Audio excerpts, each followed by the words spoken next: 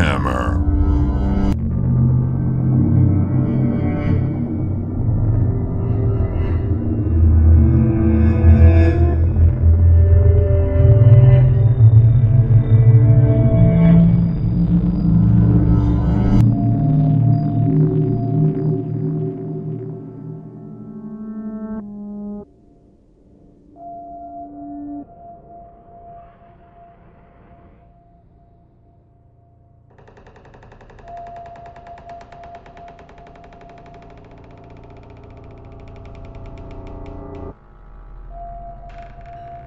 Your story begins with a ship called the Black Anchor, a two-mast galleon sailing out of Port Sand, a ship which made a name for itself, sailing piracy protection for the vessels in the North Sea under the flag of King Henrik, and even making some of the dangerous and dreaded journeys along the Catholic coast as far as the Deadlands and even terrible Innsmouth.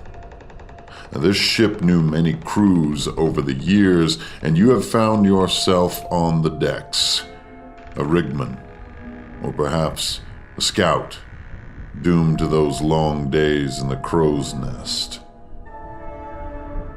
And all was well and all was normal, riding out the doldrums, long days at sea, until one ill-fated voyage changed everything. It was simple transport, simple cargo voyage. From Cath down near the jungle ports that no longer have names men can produce, all the way up to New Haven, the North Sea. And your cargo, a single reinforced black pine crate. This crate had clearly seen better years, and now was held together with a series of nails, rivets, leather belts, straps. It was older than the ship itself, and gave off a strange air of heat, musty warmth, or even a cloud of its own strange, dusty age, and inside, muffled clicking and whirring sounds could be heard, and the minute it came on board, all the crew, especially the captain, were terribly uneasy. Along with this crate came a gnomish fellow, strange, sullen, somewhat seeming disoriented or dreadful with his charge to accompany this cargo all the way north. He did not introduce himself, stayed to the hull, and never left eyeshot of that strange box, eating only jerky and a small skin of red wine he had brought from the Deadlands. No one spoke to him, and he kept to himself in the shadows in a way that made the voyage even more uncomfortable. But discomfort was only the beginning, for the ship became lost somewhere up along the Koabi coast, as far north even as the steppes, and in that strange set of straits and jagged stones. The winds seemed to change, the fog obscured the sun. No stone or method could navigate the confusion. But this was only the beginning, for then men began to disappear, some of the most fielded sailors on the vessel either falling into the ocean, simply vanishing, or being found dead, their faces frozen expressions of pure horror.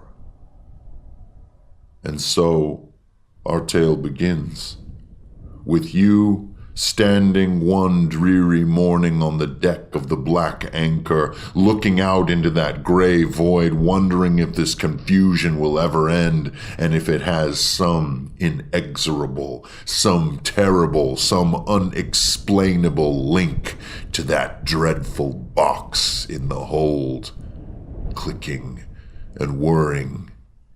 Each night beneath the creaking of the masts and the billowing of the sails, you hear that clicking, that whirring. What could be inside that box? And what is it doing to the ship and its crew?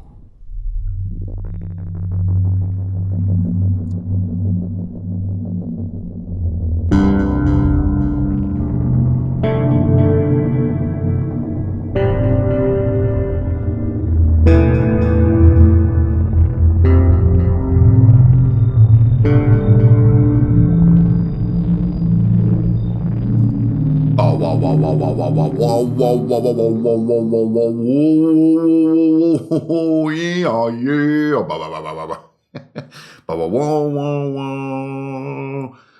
boy, it's goofier every time. Greetings, programs. Welcome back to the RPG Mainframe. This is Runehammer. My name is Hank Runefern. They always call me Ingrid Bernal up in the mountains. I'm both, I'm neither. Brandish Gilhelm, your host here on Runehammer. It's a big day on the podcast. Boom! Episode 30 of the RPG Mainframe. We have made it through 30 episodes of this here podcast. And thanks in a large part, in entirety, to you guys for supporting my Patreon page and for supporting Runehammer in general, showing up on YouTube, Facebook, hanging out. Oh my gosh. And of course, throwing down in the Index Card RPG Google Plus group and just getting that book to tables. Thank you everybody for showing up and welcome to episode 30. RPG Mainframe. Okay, hey, enough weird stuff. I just get a little excited sometimes. This, for episode 30 here, we've got a super fun topic. Now, we talked a little bit on a survey there about what we're going to talk about. And the clear winner, by the way, thank you, everybody, for throwing down your votes. The clear winner for episode 30 is the concept, the methodology, and the goals and dreams of creating cultures for your tabletop RPG. So, as you may have gathered from my intro here on episode 30, I'm kind of dreaming up this campaign starting concept, which is going straight to my table. So once again, if you're in my group and there's currently 3 of you, you know who you are, just stop the podcast right now. Shoot. Just get on out of here. Sorry, but I'm just going to start filling more and more of my media with total spoilers because I really want to share with the audience at large my entire creative process. And that just means spoilers galore. So, as the intro implies, I'm working on a ship-based start to my new campaign. My new campaign picks up where my old one did, where it left off, 2 years ago. But this new one starts on this ship called the Black Anchor. And creating cultures, the subject of today's podcast, is very salient because I want to have an interesting feel of contrast between the cultures of the Catholic coast down on the south of Alfheim, and then just a little bit further east when you reach the Zevosian Islands, and of course the Deadlands and Innsmouth. And I really want that contrast to be something that can drive a little bit of story, but also drive simpler things. You know, story can be a very nuanced and complex value to look for in your RPG, right? It can be elusive. It implies that you're sort of a novelist at heart, right? And hey, writing novels is really difficult. But on a simpler level, I want to use this cultural contrast to drive home who the good guys are and who the villains are. This is something really basic that you want to be potently apparent in your game so that your players can always easily recognize at least one of your primary villain factions. Now, you guys have probably experienced this in games both as DMs and as players, is that there's this sort of clear delineation of, at least in part of the campaign, of, oh, here come the bad guys. As an example, I just finished reading Gauntlgrim by R.A. Salvatore, and they use these Ashmedai priests, right? And this is a pretty steadfast trope of our hobby, is this sort of evil suicide warrior cult, right? And anytime you see these guys in these red robes with these morning stars, you know, they're running up and their faces are covered with black cloth and stuff. You know, okay, these are bad guys. If we don't kill these guys, they're going to kill a bunch of people in town. And so it's morally okay to take these guys out. Let's get into this fight and chop them up, okay? And it just gives you this baseline evil that's really useful to a DM. Now, another sort of version of this that I use a lot is skeletons. Skeletons are the same thing, right? There's an army of skeletons that has been raised by an evil wizard, and anytime you see these skeletons with this blue light in their eyes or whatever, you know, okay, here comes the main meat and potatoes bad guys. Let's fight these guys. Okay. Now it's a little cheesy. It shouldn't make up your entire campaign, but it is a really useful tool to drive player motivation, to get some action going. And when you're not sure what to do as a DM, these guys are always reliable as a constant source of danger. And so what I want to talk about today is not this sort of meat and potatoes bad guy stuff. It's cultural delineation or cultural variety in your game, creating cultures in your game with the outcome partially being a clear delineation or a clear feeling of a who's who in your world, so that you get feelings in your game of familiarity and you get feelings of foreignness or of strangeness or of distant lands. Now, one trap that is often sort of tumbled into on accident in D&D that makes me want to have this discussion about creating cultures is that we accidentally make these huge fantasy worlds where everyone has a sort of a version of a British accent with medieval intonation, right? You could go anywhere in your fantasy world and everybody's like, hello, would you like to buy some fruit? I'm the local fruit vendor, and I sell fruit, and I live in a jungle. And then you go all the way up north to the land of the Vikings, and they're like, hello, would you like to buy some fruit? I sell fruit. Right? So what I want to talk about is some methods that you can use in your game to create different cultures without getting into a huge task, that are going to drive some of it home and hopefully get some response from your players, both in knowing and adapting to these cultures in fun ways, mainly through role-playing, and a little bit through practicality too, and we're going to talk about both sides, that can lead to this feeling of being on far shores or being in a distant land. Now, before we really get into the details of this, I just want to, throw in a little real world explanation. As many of you know, I just returned from a huge trip to Greece and took 2 weeks to explore as much of Greece as I possibly could, to meet as many people as I could, to speak as much Greek as I possibly could, to just fully get into it. And upon returning home, nothing was more on my mind as far as wisdom gained for the RPG hobby than this sensation of difference between familiarity and the foreign.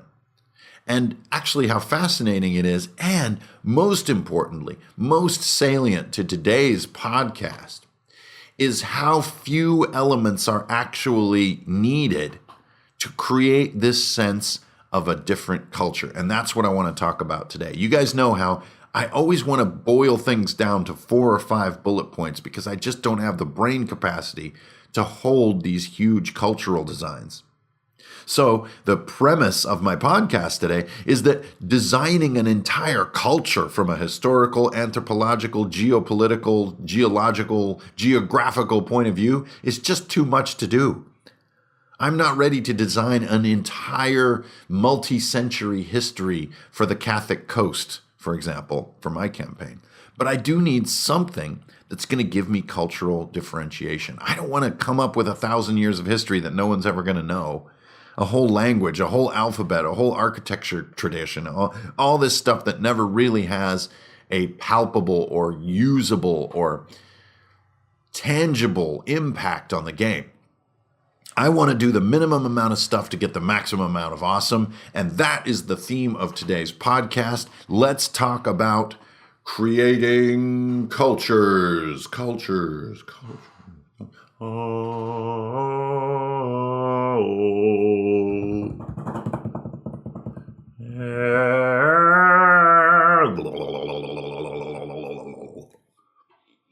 That was a sort of a culture in itself, a culture of making dumb noises. Okay, so let's talk about creating cultures. Now I've got 4 elements. That's it. 4 elements that you need to bullet out for each culture. So let's say you're doing 2 cultures, right? You've got this ship, the Black Anchor. It's sailing along the Catholic coast, the southern coast of Alfheim. You want to create a feeling of difference between the Catholic folk, who are jungle dwellers, people who live sort of this almost almost like a Southeast Asian feel. And then as you go east and things start to bend northward toward Olo and toward the Greenway, you get more into an Innsmouth feel or a sort of dark, soggy feel, almost like the south of England or something, right? But a little warmer than that, a little more temperate, but still a vastly different culture. And they're divided by the Deadlands. Okay, so let's say that's your sort of premise. And you need to come up with 4 bullet points to create a culture. That's it.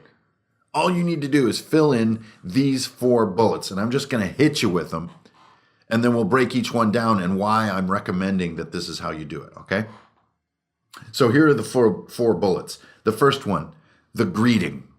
What is the greeting of this culture? Number 2, the trigger custom. What is the trigger custom of this culture? What's the thing that they take the most offense to if not done?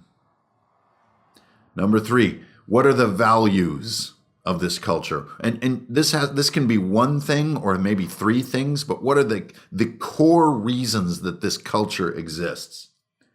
And number 4, what is a visual cue that you can always rely on in every aspect of life in this culture? That's it. Those 4 things. So now let's go through them one by one and talk about why these are the most important things that you need to list out really quickly to get a feel for a culture in your RPG world. First of all, and I really have to say this is maybe the most important one to me, is the greeting. Every culture has a super common greeting, and this greeting is used hundreds of times a day. And actually, if you think about it, the greeting is sometimes the only thing that people will do with their role-playing. Okay, what am I talking about? Let's take a few examples. In the States, we say hello and we say hi, right? We don't really that commonly say good day, or good evening. That's much more formal. It's honestly a little bit odd. We say hello and hi. We say hello probably the most. Hi is for our friends, but we say hello a lot. I mean, as you go through your day, going to different businesses, going to work, all this stuff, you say hello a lot. Hello is a very dry greeting because we say it so much in the English-speaking world. It has 0 flavor. Now, let's switch over to Ren Fair. You go to Ren Fair. When you greet people at Ren Fair, you don't say hello, you say good morrow, right? Good morrow. Good morrow. Good well, be merry, good mellow, good merry, good morrow, blah, blah, blah, blah. You can good morrow it any way you want. But good morrow is the greeting. And have you guys ever noticed this? Sometimes a character will be role-playing with an NPC in your game. They'll come up to the sort of, walk up to, in quotes, the NPC and say, good day, sir. That, like, how many times do you hear good day, sir, in an RPG session? Like, always it's in there a lot, right? But then after that greeting, they'll start speaking in their normal voice. And they'll assume that the table knows they're being their character. They don't need to speak with an accent and with weird sort of verbal idioms throughout their interaction with this NPC. But they'll almost always greet an NPC with an in-theme greeting, like good day, sir, or hail. That's a really good one too. You there, or ho there is another one you hear a lot in RPGs. Now, if you flip this on its head and you say, in the Catholic coast, if you say hail or good morrow or, you there, sir, or, good day, sir, they don't understand what you're saying. Actually, they start to back away. They kind of are just like, oh, foreigners, outsiders, right? They don't say that, but that's the look on their face. For down in the Catholic coast, the greeting used by all is yasas. Yasas. That is what they say to start conversations, to greet vendors, to show respect to one another. Now, you don't have to get into the entire language of this culture because honestly, you don't have the time to build all that information. And it's going to be assumed at the table that other cultures are speaking in other language. Maybe your character that's engaged in this current exchange speaks Catholic.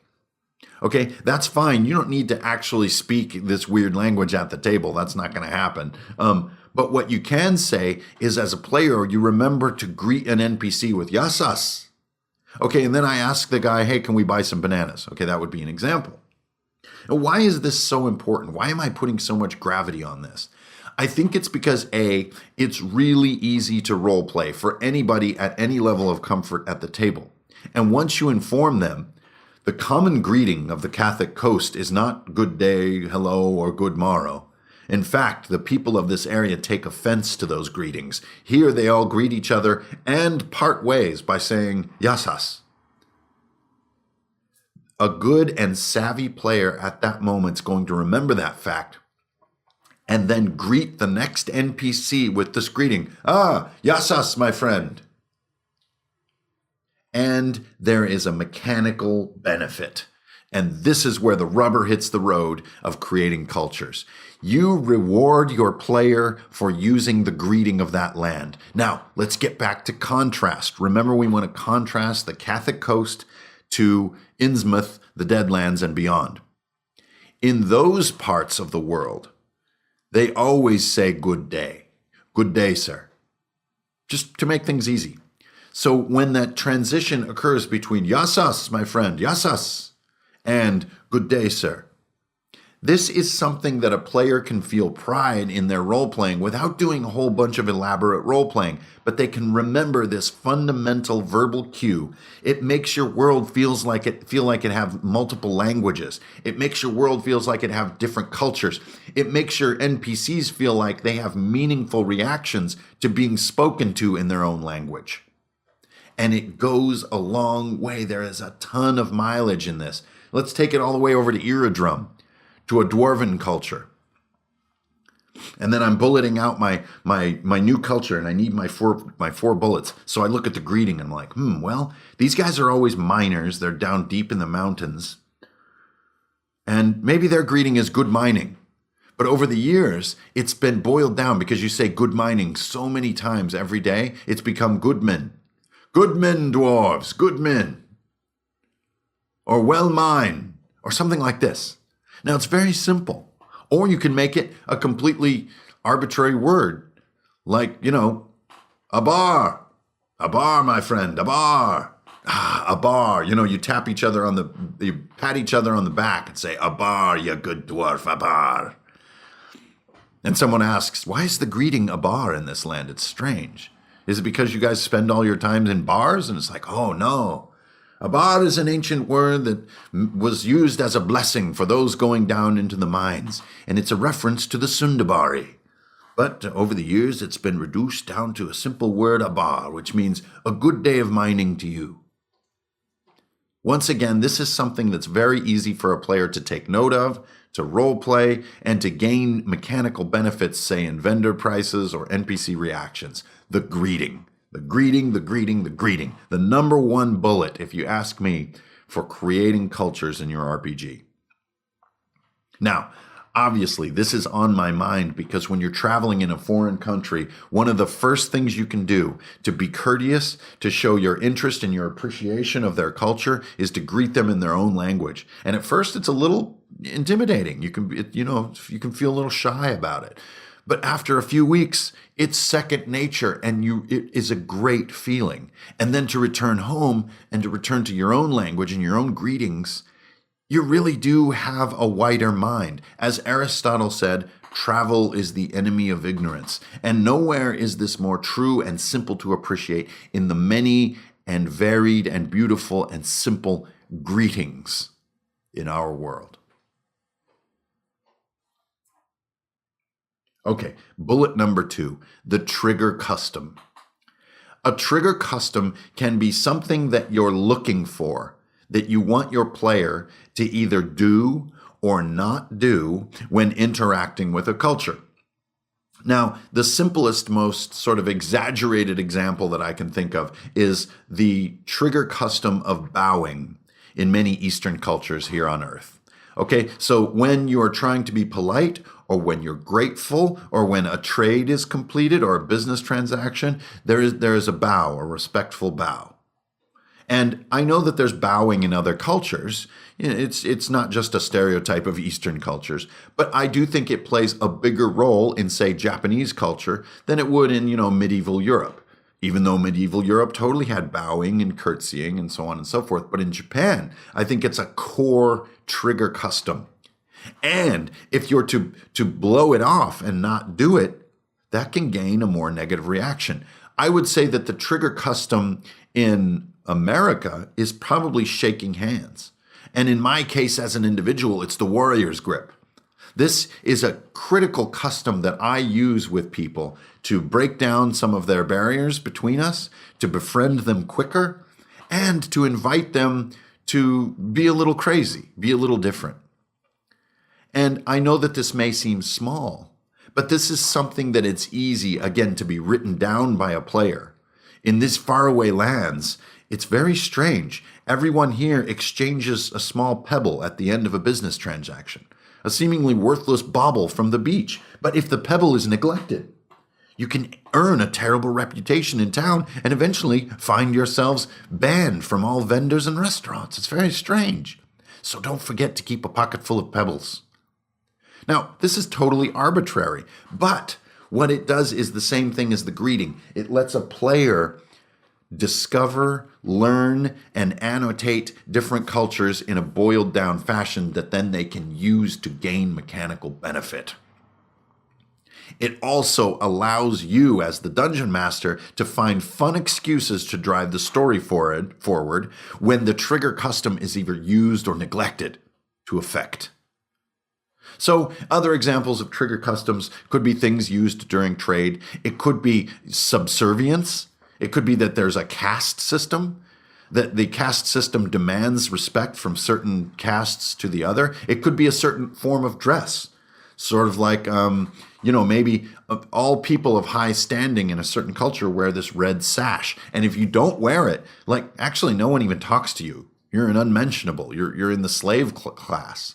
And this sash is actually sacred to their culture in ways that are expandable and describable or neglectable by the DM as you see fit and as going to work for your adventure. But the players notice all these different people moving around town with these red sashes.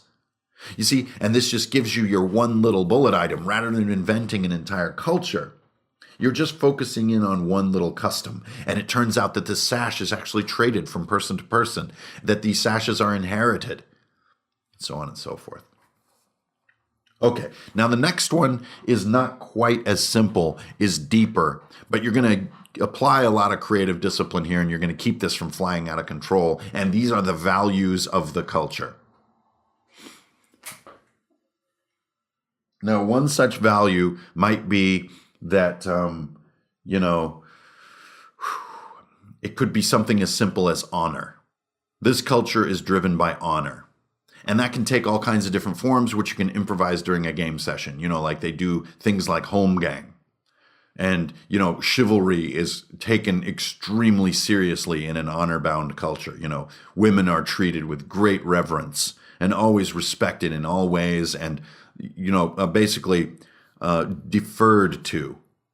Men step out of the way for women, always open the door, always, regale them and stuff like this. This could be a fundamental value, a matriarchal culture. You could say that their fundamental value is that, women are sort of sacred in a way to this culture. Or you could flip it, probably going to be a little less popular, but you could say, this is a patriarchal culture in the extreme. And women are subservient to men in this culture. Now, whether this is sort of right or wrong in our present day perception of social structure isn't your responsibility as the DM. Your responsibility is to create differentiation between cultures. Maybe the values of a culture are generosity. Maybe the values of a culture are bravery. And so if a challenge arises, everyone raises their hand to go on the adventure. Maybe the core values of a culture are self-sacrifice. Maybe they're non-violence. That could be an interesting one. I've heard that the priests of the Coab coasts are adamantly non-violent. Even when being beaten with a rattan club, they will never fight back. It's remarkable. You see, this is one little sort of exaggerated fact, or maybe two little bullets about a culture that give it its flavor. Maybe their value is cannibalism.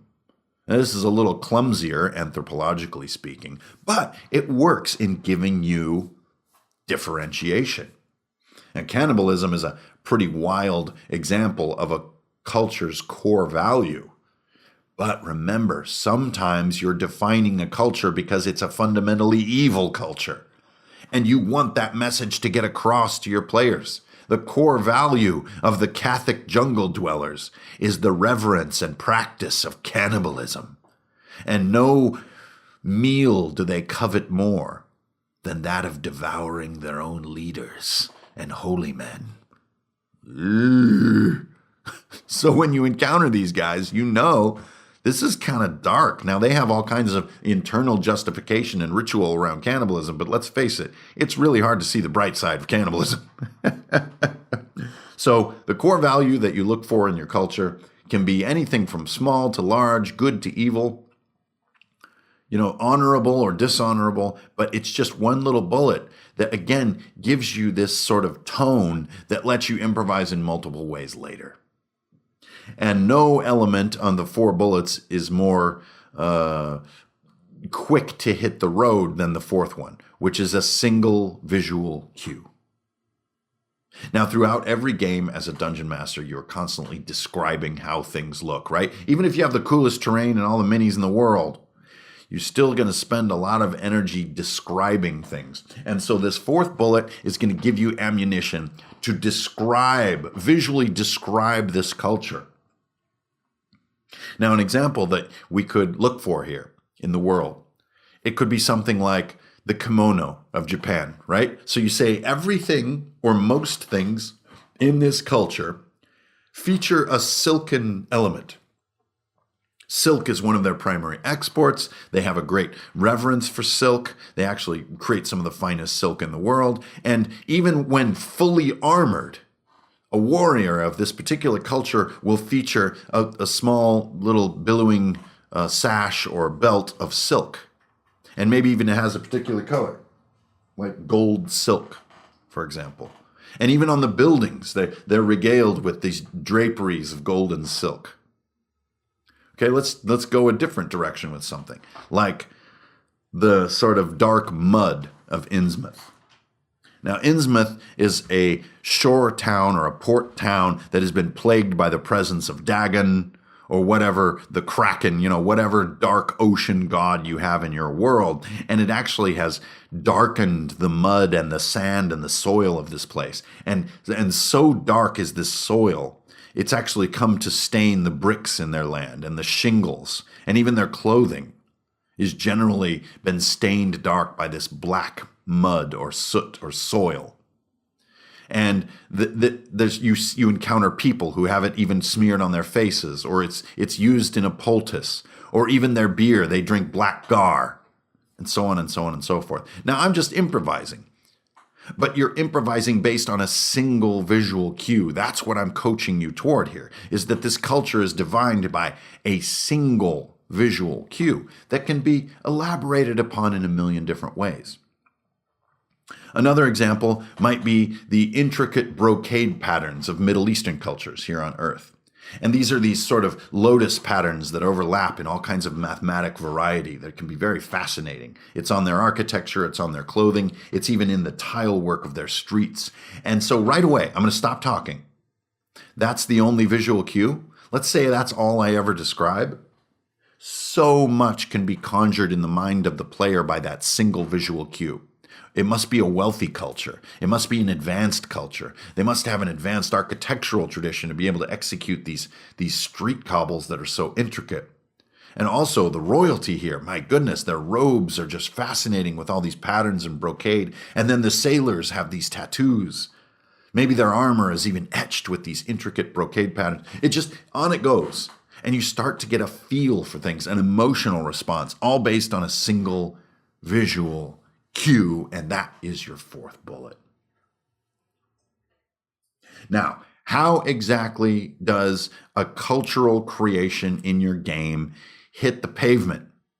What form is it going to take? Okay, so let's talk about that really quick. First of all, I think the simplest one that you can see is the reaction component.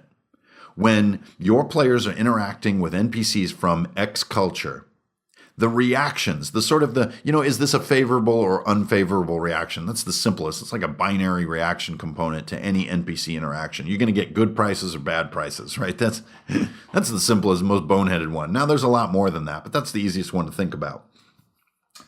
Exactly what kind of reactions you're going to get from NPCs are a direct function of the player's awareness and use of cultural tidbits in the interaction. So reactions, that's your first way you really get dividends out of creating different cultures.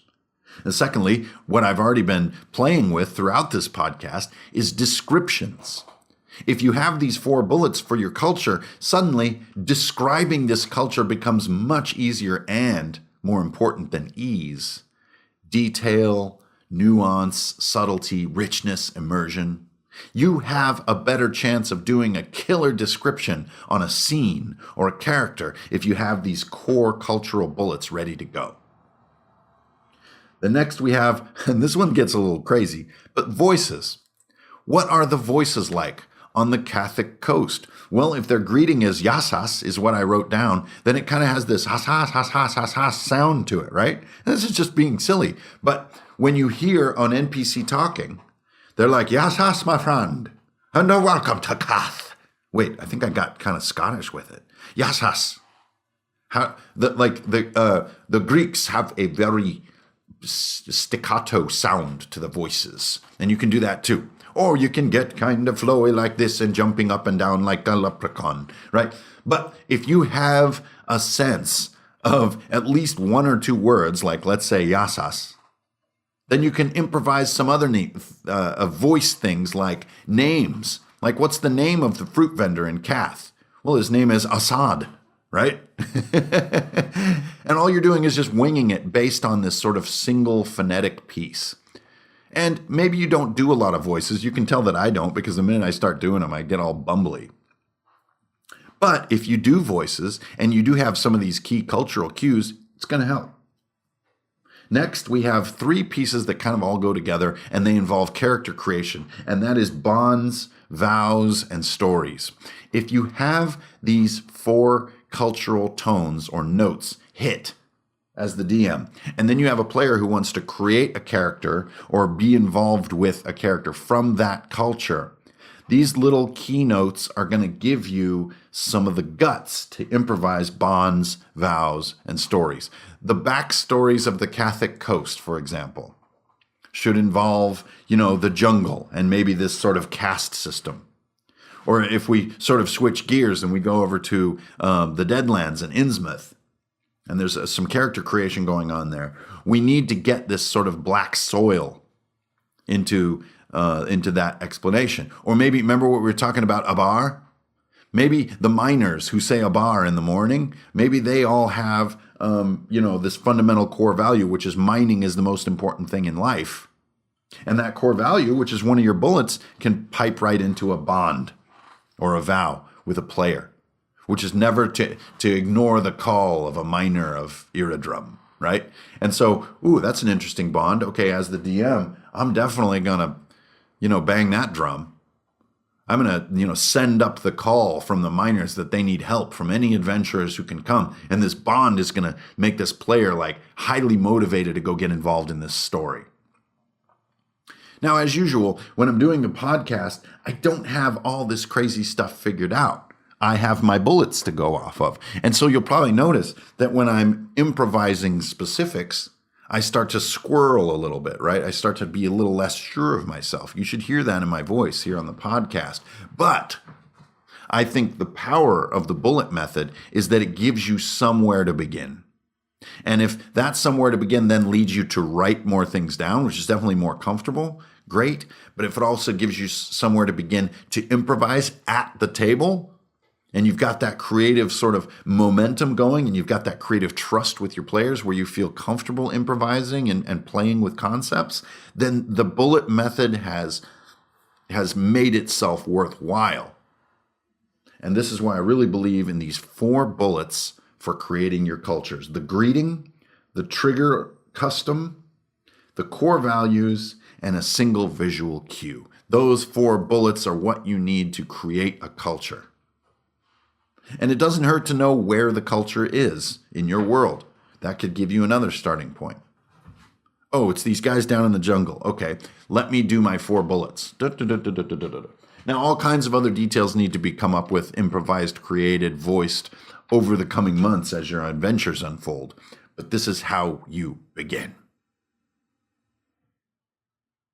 Now, as a final little post note here, this method that I've been going crazy about, this bulleting method, we actually are doing a panel on it at RinCon in Tucson in a few weeks. And so if you guys can make it out to RinCon, that would be great. But we're going to be talking about the bulleting method.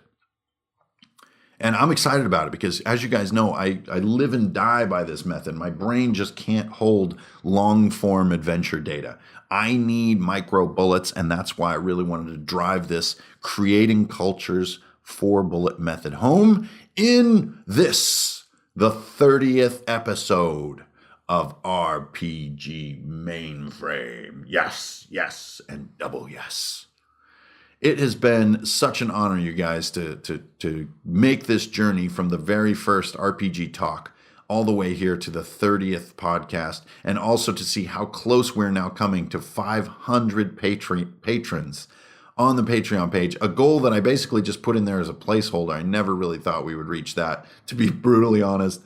And if we can reach that 500 patron goal, we're going to have a blast with it. We're going to do some special events. We're going to run some games, and we're going to get into some stuff. It's going to be absolutely fantastic. So please, as always, I ask, help spread the word about Runehammer if you like listening to the podcast and like seeing some of the print and play stuff that comes up. Also, please keep your eye on runehammer.games on Facebook. That's where I sort of post my latest and greatest as life goes forward. And I hope that I can see you guys down at RinCon in Tucson. And enough plugs and postscripts and footnotes. I'm going to get out of here. So get your journals out, guys. Get your map out and start to boldly create cultures with just 4 bullets. And let me know, is this method useful?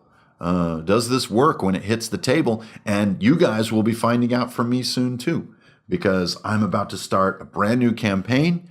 And this is one of my starting points right here. My players are gathering. I've got my table set up. We're doing a hybrid sort of 5e ICRPG crazy fest, and really looking forward to getting some dice back on physical table. You know, online play is great too, but nothing beats just homies around the table at your house having a beer and playing some badass D&D. All right, so you guys keep it real out there. Don't steal. You're always going to get a deal. This is Ingrid Bernal up here in the Kinder Peaks, just a humble painter and fisherman living the village life. I'll see you guys on the internet, and until then, make this world just a little bit more better than the way you found it, all right? And thanks once again to all you patrons here on Patreon. This has been RPG Mainframe, episode 30. I'm signing out. You.